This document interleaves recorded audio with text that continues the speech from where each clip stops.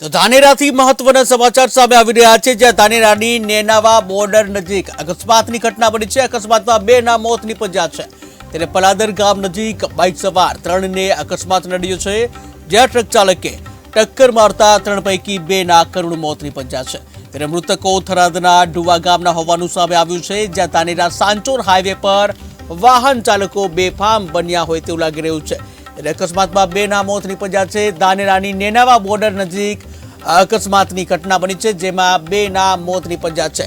એટલે પલાદર ગામ નજીક બાઇક સવાર 3 ને અકસ્માત નડ્યો છે, જ્યાં ટ્રક ચાલકે ટક્કર મારતા 3 પૈકી 2 ના કરુણ મોત નીપજ્યા છે। ત્યારે મૃતકો થરાદના ડુવા ગામનું હોવાનું સામે આવ્યું છે, જ્યાં ધાનેરા સાંચોર હાઈવે પર વાહન ચાલકો બેફામ બન્યા હોય તેવું લાગી રહ્યું છે કે જ્યાં ઉત્તર ગુજરાતમાં વારંવાર આ પ્રકારની ઘટના બનતી હોય છે, ત્યારે વધુ એકવાર અકસ્માતની ઘટના બની છે ધાનેરાની નેનાવા બોર્ડર ઉપર, કે જ્યાં અકસ્માતમાં 2 લોકોના મોત થયાના સમાચાર સામે આવી રહ્યા છે। પલાદર ગામ નજીક આ ઘટના બની હતી, જ્યાં બાઇક સવાર 3 ને અકસ્માત નડ્યો હતો।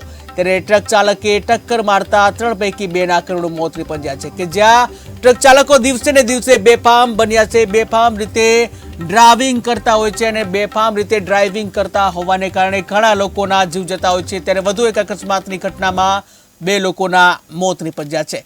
આ સાથે જ ધાનેરાથી સંવાદદાતા હિતેશ સોલંકી જોડાઈ ગયા છે। જી હિતેશ, વાત કરવામાં આવે નેનાવા બોર્ડર નજીક અકસ્માતમાં 2 ના મોત નીપજ્યા છે, શું છે વધુ વિગત? जी ચોક્કસથી જો વાત કરવામાં આવે તો નેનાવા બોર્ડર અને સાચોર વચ્ચે અકસ્માતની ઘટના સામે આવી છે। પલાદર ગામની આસપાસ અકસ્માતમાં 2 લોકોના મોત થયા હતા અને 1 ઈજાગ્રસ્ત છે। બાઇક પર જઈ રહેલા 3 લોકોને ક્યાંક ને ટ્રકે અડફેટમાં લીધા સમગ્ર ઘટના બની હતી। ઘટના સ્થળે 2 લોકોના મોત થયા હતા અને 1 ઈજાગ્રસ્ત છે। મૃતક લોકો થરાદ તાલુકાના ડુવા ગામના હોવાનું વિગતો સામે આવી છે। રાજસ્થાન પોલીસને જાણ કરતા રાજસ્થાન પોલીસ ઘટના સ્થળે પહોંચી હતી। મૃતકની લાશને પીએમ અર્થે ખસેડીને ઈજાગ્રસ્ત હતો એને સારવાર અર્થે ખસેડવામાં આવે છે। જોકે અહીંયા મહત્વની વાત એ પણ બની જાય છે કે ધાનેરા હાચોર હાઈવે ઉપર કંઈક હાઈવા જે ચાલકો છે બેફામ બન્યા છે, અને આ બાબતને લઈને ધાનેરા પોલીસ હોય કે રાજસ્થાન પોલીસ હોય એક્શનમાં આવવાની જરૂર છે। જી મહેશ।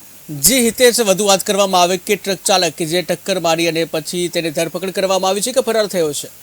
જી ચોક્કસથી જો વાત કરવામાં આવે તો જે રાજસ્થાન પોલીસ દ્વારા જે ટ્રક ચાલક હતો, ટ્રક ચાલકની અટકાયત કરીને આગળની કાર્યવાહી હાથ ધરવામાં આવી છે। જોકે અકસ્માત એટલો ગંભીર હતો કે જેને કારણે કે આજુબાજુમાં પણ લોકોના ટોળા ઉમટી પડ્યા હતા, અને જે સ્થાનિકોએ રાજસ્થાન પોલીસને જાણ કરતા રાજસ્થાન પોલીસ ઘટના સ્થળે પહોંચી અને ક્યાંક ને જે આ જે ચાલક હતો ચાલકના વિરુદ્ધમાં આગળની કાર્યવાહી હાથ ધરવામાં આવી છે।